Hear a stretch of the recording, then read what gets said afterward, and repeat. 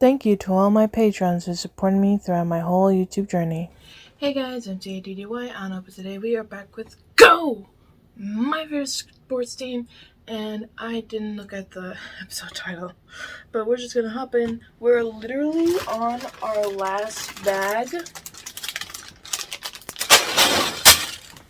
I dropped the bag.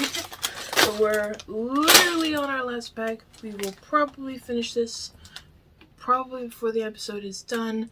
I will put it right next to don't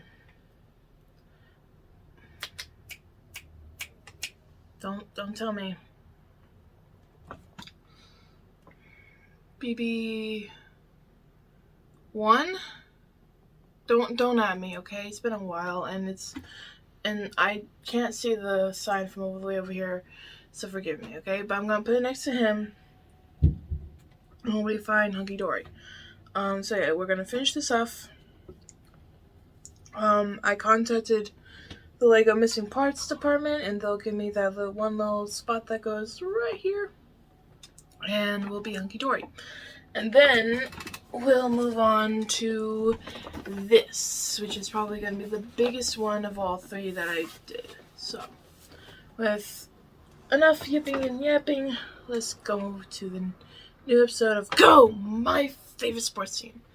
Alexa, play the newest episode of Go! My favorite sports team. Playing Go, my favorite sports team from Spotify. Here's the latest episode. Is attempting world records a sport? Alexa, turn up the volume to 38%. Alexa, turn up the volume to 40%. Alexa, turn up the volume to 49%. That should be loud enough. Hello. That's Well. Alexa, Hello. turn up the volume to 59%. My favorite sports team, the Sports Podcast for lovers. And those that love, and those that love and want to love. I'm your love host, Mark DePlyer. What are you I'm doing? joined by fellow lover, but not my lover, Tyler, the love machine shine. Excuse me? The love apocalypse. Yes, the love-ocalypse. It's actually, we're not even recording this immediately after. We've done another one in between. But people seem to want more and more advice from us about love. Oh God, they're asking us for love advice. Yeah, they're asking us for love advice. Relationship advice. I didn't poll any, but if you want, I guess I could go assemble some more right now. I mean, the thing is, isn't it funny how a lot of people actually come to me for relationship advice? The one relationship I've ever had is a year. It's a great relationship, but also my experience is lacking. Yet people are like, Tyler, what do you think of this? Why'd they ask like that? Tyler, what do you think of this? I don't know. You know, people just come to me, man. Yeah. Well, anyway, this is a sports podcast where we talk about the big games and the big sports and the big scores that the players play when they play the plays and they get the sports scores. We learn all about it so that the people that don't know sports, like myself, and don't know the world of sports, can appreciate it better and also learn to love it. Yes, It's a yes. side piece of everything. My master's degree is really in love and the knowledge therein. No, but it's in sports. It's in sport administration. I know the sports. I've done the sports. I've been good at them sports. Okay. So that's me. I'm Tyler. All right. Well, I do have some questions from people that are love related. All right. If you would like to, I'll give you the option. I'll accuse you in the traditional way we do before, or you'll become the love doctor as the masters of balls and holes, and you will assume a different hat. Can we alternate? I mean, we could, sure, yeah, absolutely. Why not? Okay, so this was an interesting question because I thought it had a lot of extra weight on the back end of it, and it also relates to the modern era of dating. So, Tyler, I'm not going to name names, please. How do I make a profile that women want to click on, and why does it involve catfishing? So there's a lot of baggage on this question, There's right? a lot of baggage There's a lot on of this baggage on this question. question. Yeah, okay. I mean, at the end of the day, I don't believe in the necessary lying on a profile, but you also need to be able to put your best foot forward and show your best face. Because if you're building a profile, and they're going to judge you entirely based on that profile. So you gotta focus on your traits and good things. And you gotta throw an equip thing that catches them off guard. That's my experience. I'm terrible at the apps, but Yeah. put your best foot forward and put out something that they might set you apart from the rest. Okay, yeah. I mean, that's just very general advice, but no one really knows what pictures to put forward first. No. But the interesting thing is the catfishing thing. Yeah. Catfishing in dating is when you are literally taking someone else's pictures Yes. and putting it on your profile, whether you're trying to trick other guys or girls or whatever, or you're just trying to make them think that you are more attractive than you are, or just don't look like yourself. There's a version of catfishing where you just take older pictures of you that are from when you're way younger. Yeah. It's not the same. It's like age fishing. Let's just call it under the same thing. in Yeah, general. so- But this person thinks that it has to have some No. level of that. Yeah. I fully disagree, because if you're doing that, you're getting interest from the wrong people to begin with. It's just like if you play a part instead of being yourself, then you're entering into a relationship with somebody who doesn't like you for you. And that's not a healthy relationship. You want somebody who's going to be invested and want to know you. Okay. But what if they never even get in the door? Well, sometimes you got to break the door down. That would be the catfishing route. Then you just circle back to yourself and you just counteracted yourself. Well, listen, sometimes you just got to go out there and figure it out on your own. All right, so Tyler says you're on your own. All right. Listen, I'm still trying to figure it out. You think I can tell you what to do? No, you're the master of balls in holes. Yeah, but that in and of itself is, you really shouldn't be putting your balls in the hole. You gotta bash the door down. No, okay. All right, so we have an actual jacuzzi here from Craven Cross. Tyler, what exactly do you hate about the universal designated hitter rule in baseball? Do you miss watching a pitcher come to bat and strike out 99% of the time? Do you miss tense moments with runners in scoring positions being ruined by walking a batter to get the weak pitcher who can't hit? I don't know about you, but I would rather be watching batters who can bat. Also, there are more rule changes in baseball coming for this upcoming season, and you haven't mentioned them. The World Series came and went, and no mention of it was found on the podcast. Also, you mispronounced one of the biggest stars' names in an episode, calling him Fernando Tatis Jr. when it's pronounced Tatis. I'm getting the feeling you're not a baseball fan like you say. Explain yourself. All right, so I'm a baseball fan. I'm a massive baseball fan, and statistics. You're correct. A lot of times the pitcher is not the best hitter. Now, that's not always the case. The best part is watching a pitcher face off against another pitcher, because they have knowledge of strategy a lot more than most regular batters do. They study it a lot. But the biggest thing about baseball is strategy, right? So if your pitcher is batting, if you have runners in scoring position, you have to weigh the option of, okay, is this pitcher doing well enough, or do I sub him out in this moment and put a better batter at the plate? Secondly, everyone in Major League Baseball and baseball in general should know how to bunt. And small ball is a huge part of baseball that is lost to the ages. It's home run or bust now, and I hate that. It's boring. People love home runs, and I get it. It puts fans in the seats. But the best teams would hit in spurts and hit doubles and singles galore. The Big Red Machine for the Reds was one of those. And in that, the use of a sacrifice bunt is so important in baseball for strategy. So having a designated hitter who's just in there who basically doesn't have the ability to field is a waste, because you are no longer showcasing all athletes that are playing on the field. You're now just having, we'll just put in this really big guy. And then there's no strategy, because then they're in the whole game and you can just switch out the pitcher willy-nilly and not weigh the option of, in this moment, do I try and keep him in for another round and then sub him out because he's going to be due up next? There's so much more strategy and nuance to baseball, and it's far more interesting when the pitcher is batting, because there's just more details to pay attention to. When was the designated hitter rule? It just passed before the last season. And now, with that said, the National League had pitchers hitting before that. The American League always had the designated hitter. When they played against each other, and this differentiated the leagues, whoever was the home stadium was in, they had to play by their rules. So when an American League team was playing in a National League stadium, they would have to have their pitchers bat, and vice versa the other way. And do you think that that history of the designated hitter, even existing in general, made complacency in terms of pitchers getting better at hitting? Yes. Therefore, the reason that they're complaining about not being able to hit is just because pitchers never were expected to be good at hitting, so they never worked at it. Yeah, but then you got the really iconic moments where a pitcher is able to add to their likelihood of a win because they contributed on the offensive side of the ball. Yeah. And there are plenty of batters that are just batters in general that are not great as well because they're great at fielding.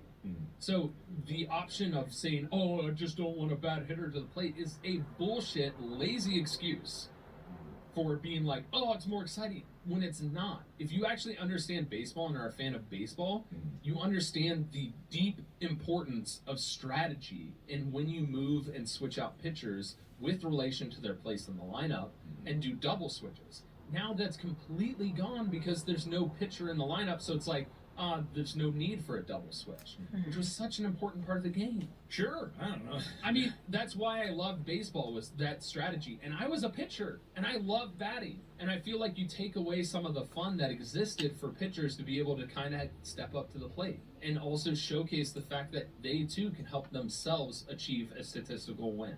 I just thought it was so much more interesting when pitchers were batting. I mean, that's good enough for me. I don't really know what else to say about it. So what I say to you is, you don't know baseball, you sucker! Okay, all right, that's fair. Or maybe it's not fair. I would never know the difference. But it is, however, a very well thought out answer, and I am convinced that Tyler won that argument. The ghosts are there. I had to ping the Discord, and now they're not even asking relationship related questions. They're just going like, "Oh, message me." Yeah, that happens every time I've done it too. They're like, "Who did the ping?" It's just panic. Like, that's what it's like on a date, Mark, when they don't know what they're doing. What do I do? They're smiling at me. Does that mean they like me or they hate me? Tyler, okay, how do I talk to a girl without embarrassing my entire lineage? Your entire lineage? Yes. All right, so here's the thing. They're just another person. Talk to them like you would any other person. Your head is making up stuff. Your fear of rejection, your fear of loss. If they reject you, who cares? Because when you enter into that conversation, when you put yourself out there, you have nothing to lose and everything to gain. If they reject you, the only thing you lose is hope, which at that point is then false hope, so it really was nothing to begin with. So when you go into it, you only have the opportunity to gain something, whether it be a friend, somebody to talk to, or even a romantic partner, potentially. If they reject you, you literally are in the exact same place you were before you approached. There is nothing lost, except pride, and pride is an illusion. And I think like the whole fallacy of like you're going up to someone for the express purpose of like relationship and relationship only. This does happen in certain spheres. Like if you're bar dating, like yeah, sure, whatever, like speed dating, whatever.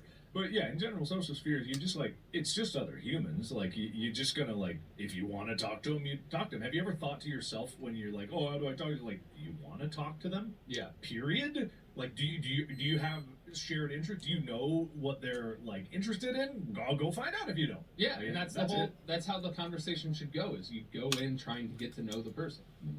Yeah. Someone tried to like I asked if you had to ask Tyler some relationship advice, what question would you ask? And then someone responded to that, oh, just be yourself. And it's like, that's not what I asked. You're not giving me advice. I'm trying to help you. What are you talking about? Anyway, here's an interesting question. If I'm feeling insecure about myself in a relationship and it comes out as defensiveness towards my partner, how can I improve my confidence in the relationship but not turn into an asshole? Improve your confidence in a relationship because of insecurities that you get defensive about the relationship. But it comes out as like insecure in the relationship, like you think they're cheating on you or you don't feel you're good enough. That it's probably more like that, less than insecure. Yeah. It's like suspicions. I think at the end of the day is acknowledging the fact is put yourself in the other person's shoes. All right, you have to acknowledge because your insecurities and feeling like you're not good enough is invalidating the feelings of why they chose you. So in that sense, imagine if somebody was telling you and you're in a relationship with them and they're like, I'm not good enough for you, I'm all of this. Eventually, if you continue doing that, they're going to start believing it. And that's a problem if you want to stay in that relationship. But also, it's invalidating that person's feelings. They chose you for a reason. If you want to know those reasons, they probably can tell you. And it's all about forming it in the correct question. Is you don't say it and make it about you. You ask them, why did you choose me? Why were you interested? And accept the compliments that they give you because they made that decision for a reason. And so you need to acknowledge their feelings and acknowledge the fact that, yeah, you are good enough because they chose you and that was their decision. Okay, good answer. Next question. How soon do you dump all your personal baggage on anyone? God. How soon do you unload the baggage right on top of them? So, for one, you don't dump it all at once. That's just like, oh, by the way, this. It's just like, the other person's just like, There's a level in which I'm a person, I like to be upfront about stuff. Particularly, like, something my mom did with my dad, and it's something that I occasionally do, is my mom, after the first date, told my dad about her lupus, because she wanted to put everything out there and be like, just so you know, this is a thing that I'm dealing with, and, like, if you can't handle it, then, you know, let bygones be bygones, because I can't change it, it's just who I am. My dad was like, the hell? We just had one date? And he's like, that doesn't matter, because in a lot of ways, a lot of different things that have happened in your past or things that you're dealing with don't matter in that moment. When they start to matter is when you start getting into deeper and stuff like that. I like to be upfront and honest about things, but it's like, as you continue on in the relationship, you gauge it based on the conversation. You gauge it based on those moments. When you want to get into the deeper conversations, you get into the deeper conversations. If you immediately dive in and get deep, you're going to overwhelm the person. So there's a level in which it's a feeling process. And so when it comes to baggage, everybody has it. And acknowledging the fact that you have it is one big step. But the other part is acknowledge the fact that they do too. And you got to have that communication and balance as you continue to get to know each other when it comes out naturally. You don't want to just be like, oh, no, this happened to me, my kidney's dead, I have cancer, I'm gonna die. Then the other person's like, whoa, we're just like talking. Yeah, exactly. It should come up naturally. All right. Yeah. One more question. If your ideal partner was a tree, what type of tree would they be and why? You're like a sturdy oak. You're like a weeping willow. Like, what's your tree, man? Oh, God. God. I mean, I have favorite trees, but I wouldn't think of them as dating partners. I like the way a weeping willow, like, kind of spreads out, and it's kind of the way it is. But, like, if you think about it, one of the most strong, independent trees. Strong, independent tree. Oh, that already categorizes you. You like a strong, independent tree. Okay, all right. Yeah. It's one, you know, that's unique. It's resilient, it's strong, it lasts. And oak is a big one of those. Maples, dogwoods, those types of trees, the ones that are sturdy, the ones that, you know, can withstand stuff, but at the same time have their own capabilities of standing on their own and not having anything waver them, that they don't necessarily need you, but want you. You are so psychoanalyzing. You're exposing yourself. Everyone is deducing so many conclusions out of this. They don't need you. They are strong, big. But they want me there. They want you there. I don't want to feel needed. I want to be wanted. You don't need me, but you want me to be there with you because you can't imagine your life without me. Well, that's not true. Yeah, What are you talking about? Yeah, psychoanalyze me, but Mark said it. Big, strong oak. I didn't say that. Yes, you did. You said big, strong oak. You said big, strong oak. That led me to think oak. Well, what about a weeping willow? You know, to be honest, I'd say a maple tree because they got to be sweet inside. Hey, you asked a weird question. I mean, there are probably other, like a cactus is sweet inside. You know? Well, that's just. That's not even really a tree. Okay. Wait, I got one more that's kind of like a split between it. How do you get your boyfriend to shut up about sports? All right, so here's how you do it. You get them a friend that they can talk sports to, so then they're not constantly talking sports to you. Okay. Because if they can spill out to somebody else, they'll be less likely to talk There's a about whole you. can of worms you just open up about get him a friend. Because like that's ever worked in any relationship ever. It's like, you know, even if you have a best friend and you both have boyfriends and you're like, oh, just stick them in the same room together. That doesn't work. It'll be just two guys going like, hey. Even if they could be best friends in the world, it won't happen. I mean, you can't at the end, get them a friend. At the end of the day, communicate with him. The thing is, you shouldn't have a problem with that because he's sharing something he's interested in and passionate about with you, which is meaningful to him. And so you should like that because he wants to share stuff with you. He wants to talk with you. No, that's not necessarily true. You Yeah. can't expect someone to force themselves to like something that they could never like. Even this podcast, whose mission it is to open up sports to other people, like, you can still not like it. But what our mission here is to not come from a place of ignorance. Because I admire anything that Amy's passionate about. Yeah. I admire that. Even if I don't understand it, I would never outright dismiss it. And I actually enjoy listening to her talk about things that I never could really comprehend. Not that I would never be interested in it, but I just haven't had the time to understand it. But the more I hear about it, the more I have a greater appreciation for what it is. So when it comes to this passion, sports has this divisive thing where some people that don't like sports, which is the whole purpose of this podcast, that they just have an automatic reaction to anonymity towards it. Yeah. No, not animosity. Animosity, yeah. And so I would posit that why not, instead of understanding that they love talking about this, just like appreciate that for what it is. I just like hearing the sound of Amy's voice. Mm-hmm. Like I don't care what she's I care what she's saying. I don't want you to get like that.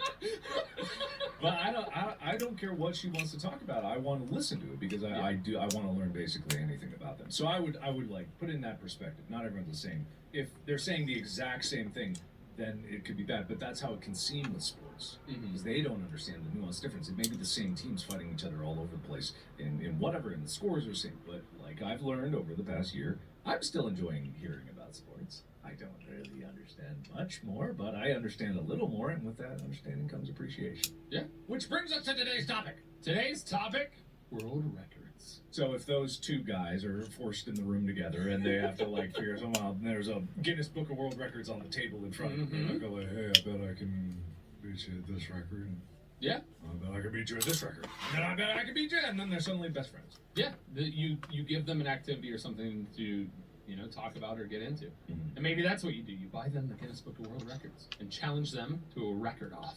Oh God, I have to read this one message that just came in. Oh, good. Oh no. Why are we asking for relationship advice from a guy who's got no game? /J/J/A. It's a joke. It's a joke, Tyler. It's a joke, Tyler. It's a joke. It's a joke. He's crying. No. No, the tears. No, they're right. Everybody constantly tells me that, like, how do you not have a girlfriend? I can't answer that question. It's just... Anyway, moving on. The jacuzzas are over. They're over. The ghosts. Get ready your dating Get ghosts. out of here, ghosts. Get out of here. All right. So the Guinness Book of World Records is attempting a world record, a sporting event. I mean, it's part of every sport has records. Correct, but not every record attempt could necessarily be considered a sport. So, before we get into it, Mark, Yeah. you've won awards, Yeah. Streamies, you've even been nominated for an Emmy. Sure. But are you the best in the world at anything? Best in the world at anything. Have you achieved the mountain peak of authority in any category? That I would be undisputably better than anyone else. Yes. Which is like a subset of world records, I guess, but I don't know. I don't think so. All right. I don't know. I don't feel bad about saying that, but I'm like, I don't think so. But even in that sense, how would you know if you were? How do you know if you were? That is a good question. You compare yourself to your peers. You have a standard of record keeping or scores or whatever you would call it. And then you would have officials to judge that, which are the qualifications for sport that we've talked about a few times now. So, the Guinness Book of World Records currently has over 60,000 entries. Nice. If you want to know who made the longest basketball shot, which happens to be 113 feet and 6 inches by Joshua Walker, made on July 22nd of last year, Okay. or has the most passes completed in a Super Bowl game, of course it's Tom Brady, Yeah! 43 passes completed in 2017. The Guinness Book of World Records has those answers. Okay, good. So what do you know about the Guinness Book of World Records? I have a lot of books of them. That it is tied to the beer company, Guinness. Yep. I know that it started because there was a bar argument about who did what and what did what, and they needed yada yada. I don't know how true that is. That's just what I know. I know that they come out with a book, and it's a real page turner. The book actually has been discontinued. I think it might have restarted, but it did. Never mind, it was a piece. I have a lot of books and a lot of like new books. And I don't have the newest that book. There's a whole bunch of people that try records all the time. There's several YouTubers that have attempted records and made it, and various records get traded out all the time. Did you know you have 2 world records? You have 2 world records. I have 2 world Yes. records. What the? Since when? I didn't have a judge come over to my house. Who can verify this? I The dispute Guinness these. Book of World I Records dispute these. on their website. All right. Okay. So it's the most viewed YouTube channel for horror video games. Oh. Your second world record Oh. is most followed video games personality on Twitter. What? Yes. So What? for the No. most What? Yep. Specifically video game. Specifically video games personality. I barely call myself a gamer. I know, but those are your 2 records. That's weird. I would never have thought that. How many follows do I have on Twitter? I don't even know. According to this, it's based on 25th of August 2017, 7.46 million. I have 13.9 right now. Yeah, so it's gone up. In 2017, I would have probably been qualified as more of a specific gaming. I mean, gaming is the vast majority of my content, but I doubt the veracity of that to this day. It's still in the Guinness Book of World Records. Their website lists all of their records. You are listed as that. It's very strange because I never submitted any of these. It's weird that I can be in there and not have submitted anything. They track other stuff without submission. Okay. Submissions are when you actually have to have them authenticate an actual event so that you followed the rules of said record. Okay. So your record for the other one, the most viewed video games gaming YouTuber, is 8.9 billion views, and this was as of the 28th of February 2018. I don't think that's still. I'm coming in on 20 billion total views on my channel. Yeah, but it's also based on its horror video games. So they're putting you in these very unique, specific buckets. Okay, all right. A bucket that I would never have thought about myself. Yeah. Because I would never think of myself as specifically a horror video game YouTuber, even though that is a lot of what I do. I'm in a movie right now. Yeah, you do a lot more than that, which is why when people are like, "Oh, the gaming YouTuber," I'm like, he does so much more than There's gaming. more than gaming. I'm a sportsman! Hey! Yes! One of the #1 sports podcast in some subset of whatever Guinness would qualify! So now let's get into Act 1. Okay. The origin of the Guinness World I Records. covered this already. Skip! No. Skip! No. I did it! You did. You briefly I did. mentioned it. So the Guinness World Records began with a man named Sir Hugh Beaver. And an argument. Hugh? H-U-G-H. Hugh. Hugh. All right, so it's Hugh. Huge beaver. Sir Alright. Hugh Beaver. Sir Huge beaver. And an argument about what was the fastest game bird in Europe at a shooting party in County Wexford, England. Okay. This was in the early 1950s, and in 1954, Sir Beaver, who is the managing director of the Guinness Brewery, remembered this argument and wanted to use it as a marketing promotion. So, That's Sir Beaver to you! the promotion, Sir Beaver! The promotion was centered on the idea of settling pub arguments. Sir Beaver enlisted Ross and Norris McWhirter, twin researchers from the heart of the newspaper, printing, and publishing industries in London, Okay. Fleet Street, to compile a book of facts and figures. Right. The first book was written in 13 and a half weeks, with the McWhirter twins working 90 hours a week to craft what would become the first Guinness Book of World Records, published in 1955 and sold 187,000 copies. It was then reprinted 4 times in that year to keep up with demand to reach that number.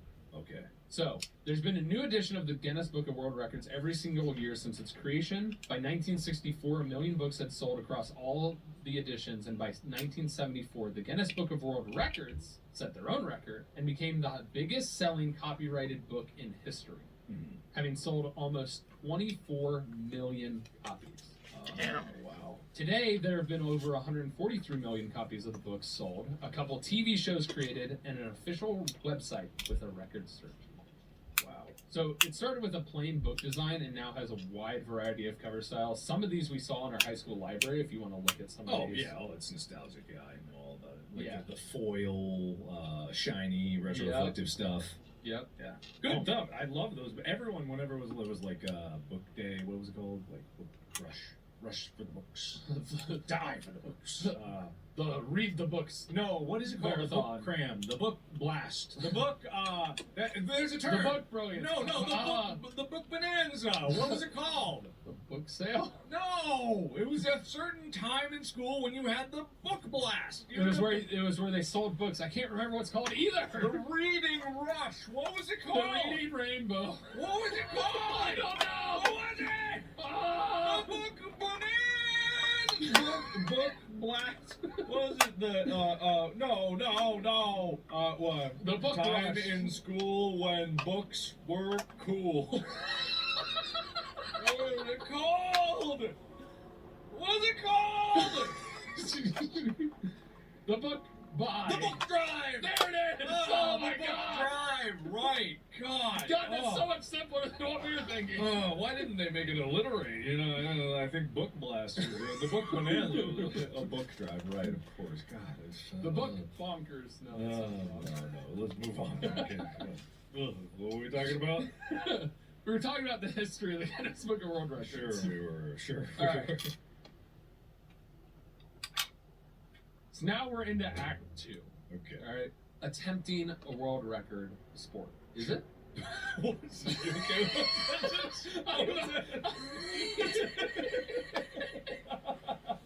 Is attempting a world record a sport? Attempting world record.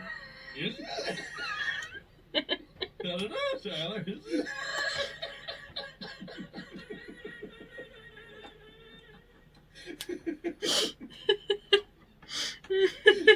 Tell me, Tyler. Is it a world record? Oh no. I think we broke him. Oh, you might actually. Breathe, Tyler, breathe. Okay, alright. Alright, is it a sport? What would make it a sport? Well, there's categories. We've defined this. So, to determine if attempting a world record is a sport, we first have to look at what goes into an attempt. Okay. The first part is the requirements. Mm-hmm. So let's say I'm NFL quarterback Tom Brady. Sure, let's say you've always dreamed of this. I know this. No, I'm an NFL quarterback that's not Tom Brady. Okay, alright, okay. And I want to beat all of Tom Brady's records. All of them, okay. All right. And create new ones of my own.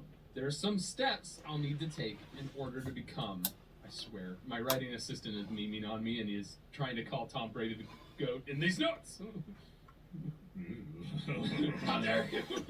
In order to become the greatest of all time, surpassing Tom Brady. I'm I just finished. looked up Tom Brady in the Guinness website. He has so many. There's 1,008 Yes. entries. I don't know if that means individual records, but that's a lot of I did it. entries. Yeah. I'll put it up there later. I'm gonna go on to the next So in build order for now. something to possibly beat a world record, it has to meet Guinness criteria. Okay. There Okay. are 7 criteria, according to the Guinness Book of World Records, Okay. for your record would need to meet all 7 to be considered. Okay.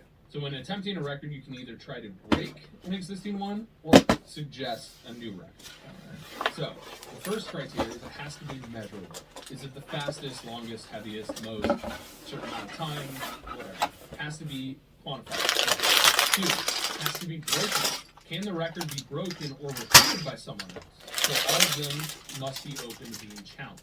3, standardizable, which means they need to be repeatable and fit the exact same criteria. So can the record title be done universally? For example, it cannot be related to something restricted to a region. Verifiable. Can the claim be proven? For example, claims such as a man who never drinks water can never be verified unless the man spent his whole life from birth under surveillance by a witness. 1 variable. You can verify the largest painting, but would not consider the largest painting by the most people. Say that again. By the most people. Yes. We can verify the largest painting. So they can verify the single thing is that it is the largest painting. 1 thing. But if you say it's the largest people painted by the most people, Oh, I see. Okay. you're verifying 2 things. So only 1 thing is verified. Okay, gotcha. They only focus on 1 thing. Yeah, because if everyone painted one word, technically, since there's 2 indeterminate infinite variables. Okay, I see. It has to be 1 isolatable variable. Correct. It has to be universal. The proposal must be something or about something that is known to the majority of the world. It cannot be too specific / remote. Okay. So it can't be like, I cut the most clippings in my house. Okay. All right. Who fucking cares? Well, I care. I mean, I care. thanks, Mark. So thankful. I got rejected the most time. No! Don't bring up my world records, Mark. Don't do it. Hey, that's perseverance. You got rejected the most in the world. That's really. All right, and it has to be substantially different from the current record. So if your record suggestion is similar to something they already have, like it's most hot dogs eaten in a minute, you can't do most hot dogs eaten in 2 minutes. It has to be. Yeah. Okay. So for record, in hot dogs, it's 12. That's a blow compared to Joey Chestnut. No, I think that's pretty accurate because a minute goes by a lot faster than it.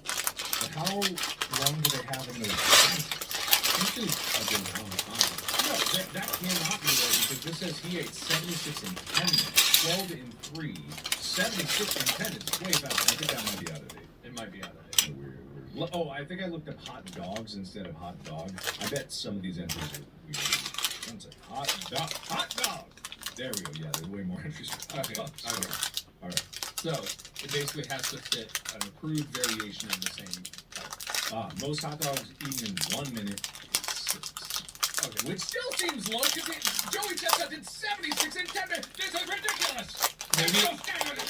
Well, I bet you it has to be. You have to start at the very beginning. I bet you it's slower than once he's in the meat of the matter, where he's really shoving down. I doubt that. If only thing, it would slow down towards the end because you'd be emptiest at first. Your muscles relaxes. It's not gonna lubricate your throat with more hot. No, it's about the fact that then you have them in your hands and. I still think this is weird, but whatever. We'll move on. So even if your potential world record meets all 7 criteria, you still may have your record rejected, as there are some other guidelines, such as you can't do anything illegal, animals can't be harmed, and people can't be hurt either. Weirdly, there also can't be any world records for consuming alcohol or alcohol and drug related stuff, which doesn't make much sense considering the Guinness World Record started as the Guinness Brewery. So why would they not want to have a hold my beer moment? Probably because anything that could definitely kill someone. Liabilities. Yeah, that's probably. So, obviously, if you're going to attempt a world record, you got to train. You got to prepare. Okay.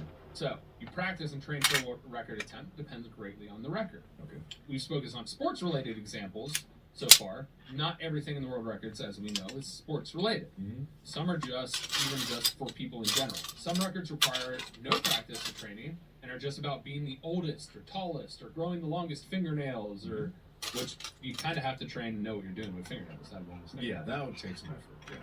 But you would also have to be like genetically predisposed to growing fingernails very quickly. Correct. That would have an impact on what you would do. Correct. So some of them are like being the oldest, being the tallest, largest, rarest person, animal, or thing. So there's a record for the largest ancient stone balls. Okay. There's a record for the tallest moss. Moss? Yes. All right. Smelliest bird. That's a record. Smelliest bird? And even the oldest male stripper. I'm going for that record, man. I'm going to get real old and be like, I'm a stripper. All right, okay, man. Smelliest By the way, bird.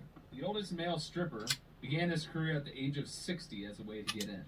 Now, you're misinterpreting the audience. The audience is dying to know what the smelliest bird is, and I will tell you the information that you guys want to know. Yeah. Native to the Colombian rainforest, the world's smelliest bird is undoubtedly the Huanzin Opisthocomus hausen, a bizarre-looking bird variously classified with pheasants, cuckoos, dracos, and even in a taxonomic group entirely of its own, which stinks like cow manure.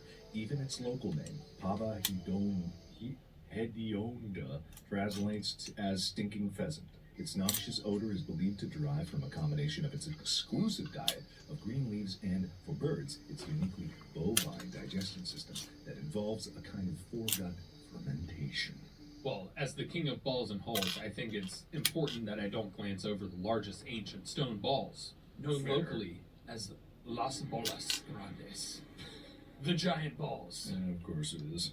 There are more than 1,000 perfectly spherical granite globes scattered widely over the Quis Delta of Costa Rica.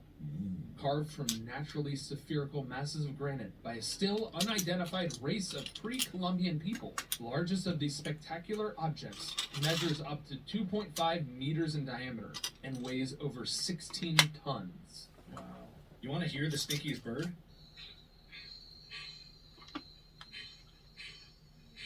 Listen to that stinker. You can just tell. Kind of sounds like reeks. a pig. Reeks. Kind of does, doesn't it? Yeah. Yeah.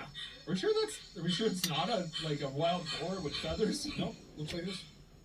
Oh.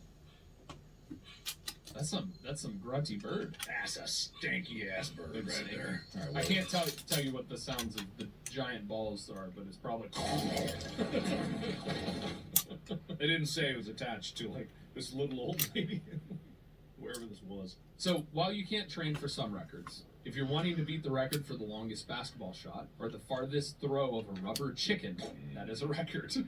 You'll need to practice. So in February of 2020, former U.S. Marine George Hood broke the record for the longest time in the plank position, and this is classified as male.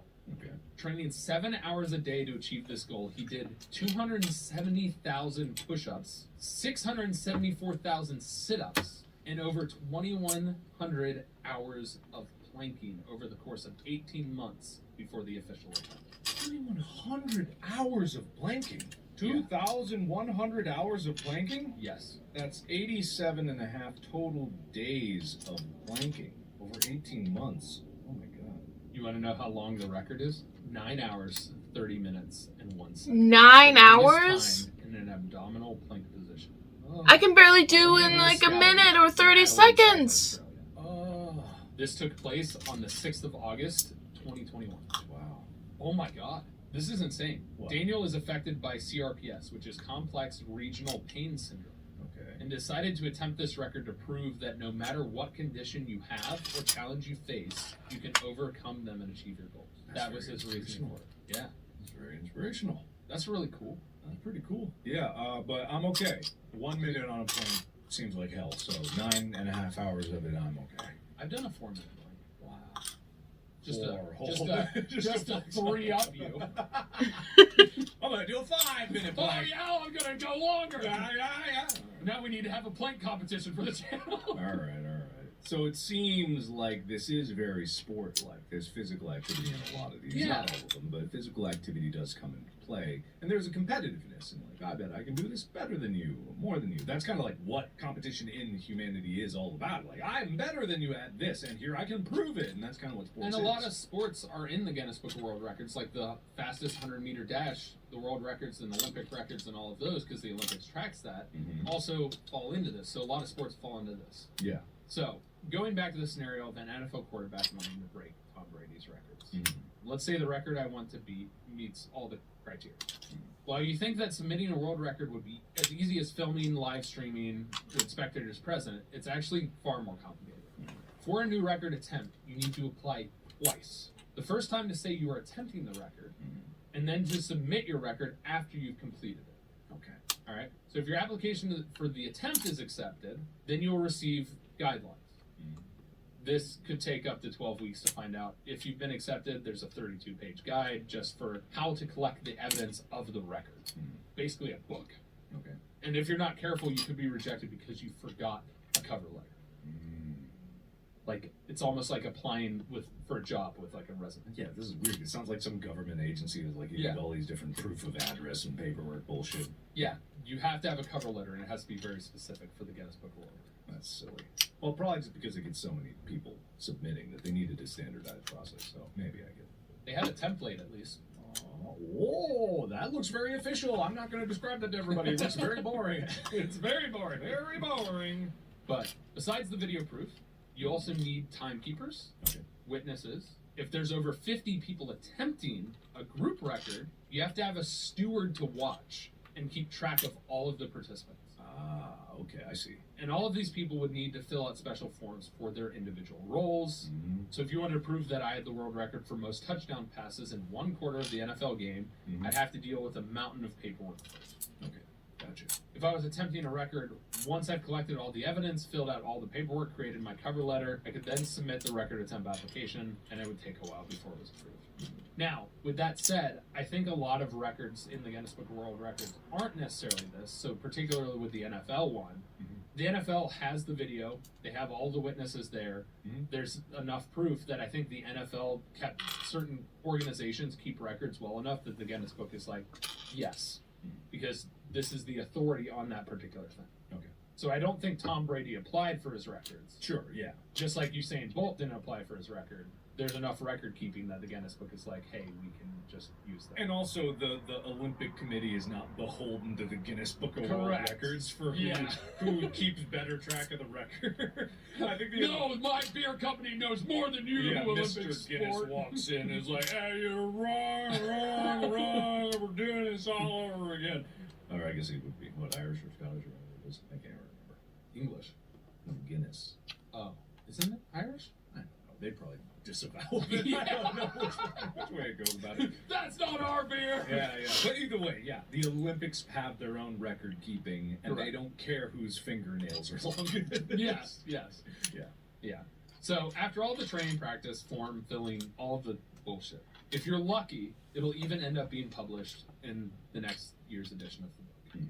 But don't get too comfortable, Okay. because a record can be broken at any time, and your triumph may be short-lived as a new person will claim your title. Yeah, Tom. Yeah, we're that's right. coming for We're you. coming for you. George Hood, the planking record holder we talked about earlier, had his record broken in a little over a year after his final world record attempt. Mm-hmm. Though he has held the record in the past and competed for it more than once, he retired from attempts, and now Australian Daniel Scally holds the record. Because George Hood grabbed it first, and Daniel Scally was the one I read about, the one with the abdominal pain and overcoming. Okay. That's the current record. Mm-hmm. So, is attempting a record a sport? Yeah, I'm gonna say yes. This one seems so clear cut. Yeah, because it's competitive. You have a definitive winner. Mm-hmm. You have the criteria where it's repeatable, because the Guinness sets it up that way. Yeah. I would say some of them don't qualify, but some do, because like growing fingernails, I wouldn't call that sport-like. Yeah.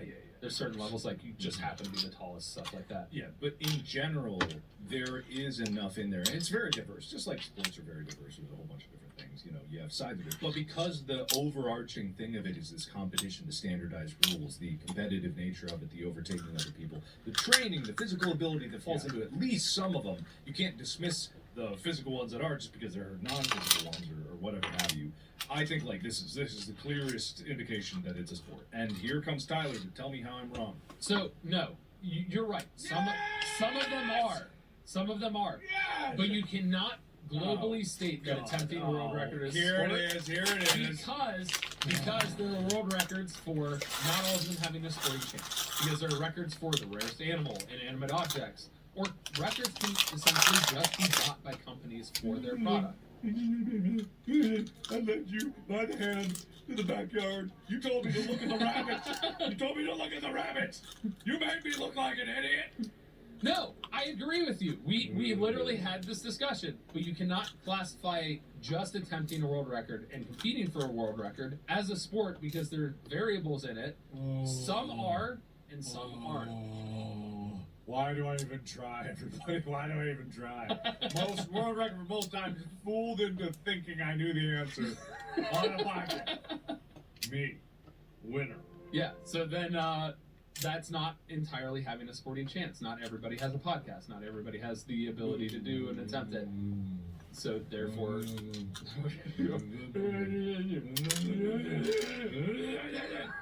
So now getting the Act 3, which is what the Guinness Book of World Records are used for today. So we talked about the process, why some of them can be sport, some of them aren't. But we haven't touched on why you would want to break a world record.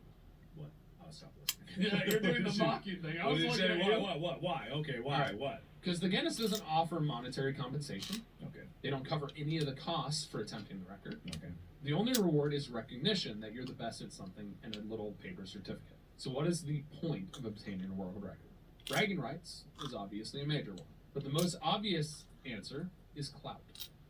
Being officially the very best at something gives you bragging rights to bring it up at every opportunity. It's also great marketing because attempting the Guinness Book of World Records, then you're in the book, and all of a sudden more people see it, so more people check out your stuff. Yeah. YouTube, things like that. Which is why a lot of YouTubers do it, because Yeah. it's a great little interesting thing. It's also good Attention. clickbait. Yeah, absolutely. Even if they don't achieve it, it's just attempting a world record. Who's not going to watch that? Yeah. That's interesting. Mm-hmm. So it works as advertising, and you can get the official world record logo on a product, which could boost sales, set it apart from other companies, differentiators. You know, it'd be really interesting. What if Cloak attempted against the world record? Not at all. See, They I'm could have a not- record for the comfiest clothes. No, that's not quantifiable. I'm not interested in the publicity of a world record. I don't really care. Unless it was something that I was extremely passionate about that maybe I wanted to prove myself. And with a company doing it, it's the same thing. It's just like it's a marketing scheme. It's like, Yeah. what is even the point? Yeah. Yeah. But at the end of the day, the world records came about because of ending argument. But the biggest thing is it feeds the need for competition, the need to compare, contrast, and express our individuality. Stephen Garcia, a professor of psychology who studies competition at the University of Michigan, states, people are always trying to find a way to make themselves seem like they're at the top. There's a need for uniqueness. We want to feel special. That's me paraphrasing, adding that. And I think people cling to that in different ways. They might see themselves as being number one in a particular dimension, and they might discount other things. So what are your thoughts on the Guinness Book of World Records? I know it's something cool that we used to read. It's fun. Yeah? That's it. That's all I got. Do you want to attempt a world record? No. I just said I didn't. No, care. but just for fun. No. Just to be like, maybe we have the longest podcast episode ever. God, what kind of hell would that be? What fun is that? It would be torturous. It would be very torture for me. Nobody. You know what? I think we should have the record for coolest friendship. And that is measurable. Completely measurable. Nobody can dissent. Yeah, we're so cool. We were the most popular kids ever in school. Oh God, we're cool. Oh man, right guys? Alright, I'm ending this embarrassment. I'm embarrassed to even be here. Sorry. Record for most embarrassment. So much egg on your face in multiple podcasts in a row. Alright, well, I think we answered the question. Yeah. It's not a sport, as dictated by the master of ball and hole, man. Some record attempts can be considered, but not all. As a blanket statement, attempting a world record is not a sport. Okay, and we are the officiator of what is and is not a sport. Well, I say we, you, not me. My master of balls and Yeah, holes. is Although I don't have the biggest ancient stone balls in the world. Those belong to Costa Rica. Yeah, but in the future, you might. Could happen. All right, well, thank you everybody for listening. If you have a world record out there, let us know on the subreddit, reddit.com/r/GMFST, or you can join the Discord and brag about it all day long with the other favorites that are there. And you can find me at Markiplier. You can find Tyler at Apocalypto_12. And here comes his clothing. Here comes his clothing. Oh no, they're coming off! His closing thoughts. Yeah, I mean, I think attempting a world record is kind of cool in its own sense, as long as your motivation behind it is just to be like, you know what, I kind of want to see if I can do that, or I want to be able to motivate somebody, just like that one guy who had the plank. I think it's inspirational. I think it gives us something to aspire to, and it really pushes humanity's advancement in some ways. Sometimes not good ways, but it pushes you to your limits and pushes you to showcase, and for us as humanity to expand and push our boundaries and push our limits. So I think world records are cool. I think Guinness doing it and keeping track of it is really unique and gives you something to look at and be entertained by. But live your life, be you, because that's a record you will forever keep. No, there's probably a better you than you out there somewhere. Someone's trying to be the better you. They're trying to steal your identity right now. You gotta I'm gonna be the better Mark. I'm gonna change my name. That's what all the doppelgangers, and people are just trying to. If you ever see someone that looks like yourself out there, run. Run or murder them. Well. Yeah, we're gonna go. All right, bye. Bye.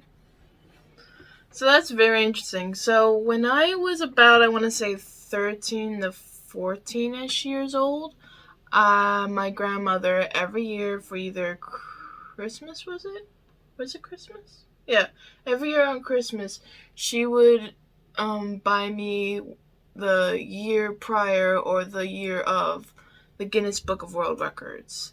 And I love those books. I never actually read a full Guinness Book of World Records, like word by word, page by page, because goddamn, those are long and boring. But I do like looking at the pictures, and when I do find a record that I do find interesting that I would want to read, I would read it. And mostly is like the tallest person, the longest record for pitch or whatever. And that's actually pretty cool. And actually, I don't know if the Empire State Building has a Guinness Book of World Record. It probably does, but I don't know if it does. But according to this Lego architecture fun book about like information based on the Empire State Building, the actual one, it's at 120 stories. That's tall as fuck. A sign of hope and optimism during the Great Depression, and it was built in record time and became the tallest building in the world, a title it retained for almost 40 years. So, I don't know if that's true, but, like, Jesus Christ. Imagine doing 102, what is it, 120? I already forgot. 102, right? I was right. 102 stories. God. I mean, I love the Empire State Building. It's fucking huge as fuck. I've only seen it in real life. I've only seen it twice. And both were from afar. I was only close to it by, I want to say, 5 blocks. We were 5 blocks away from the Empire State Building. No, 10 blocks. It was 10 blocks. We were 10 blocks away from the Empire State Building. We were going to one of Nora's wannabe school because she wanted to do some college tours. So yeah, I don't know. I gotta look it up if the Empire State has any Guinness Book of World Records, because that would be interesting to learn about. But anyway, when I was little, I totally wanted to do a world record, but I wasn't like in the right position. Like Tyler said, you have to like have like train for it for like how many odd years, and it's like, and some of them seemed like not achievable at all for a 14-year-old who was heavy. So yeah, because most of them were physical and some were just traits you had to be born with. So yeah. But if I had a one, because I don't think there's a lot of animal records, but is there a record for the heaviest guinea pig?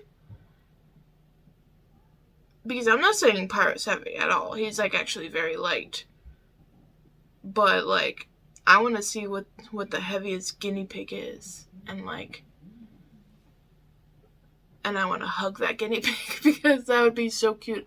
Because I imagine there's just a big puff of guinea pig, because Pirate was just so small, and he's not that heavy. But if a ginormous guinea pig, just like that's heavy, like probably like 20 pounds or 30, I don't know.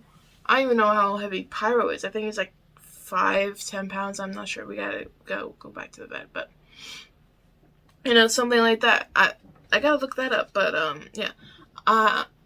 Tell me if you guys ever done a world record, because that would be interesting to know. And also, tell me what world records you would put into the Guinness Book of World Records. I do think it's a sport, yeah, because there are some physical attributes, definitely, but I think there are others that are just circumstance of like genes and stuff like that. So some of it is sports, but not all. But not is in that box of it's sports, but not all of it is sports. Just yeah, but yeah. Well, yeah, we were just about to get started on this as they were ending it, so thank God they were ending it just as I was literally about to build this thing. But yeah, I will put this right next to my guy, and you'll see it every time I play video games. So yay. But yeah, I'll see you guys later. It's been M.A.D.D.Y, and this is Mando's Head, and I'll see you guys later. Peace.